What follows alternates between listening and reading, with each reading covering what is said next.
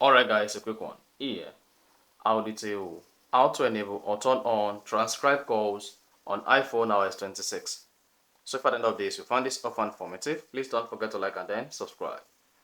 Now the first one to do is go ahead and open the settings app, scroll down, locate and click on accessibility.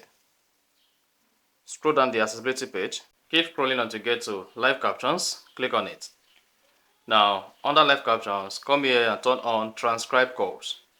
Then scroll down and click on current language to select your supported language. So if the current language is set to English, you can just come here and then set this to a different language.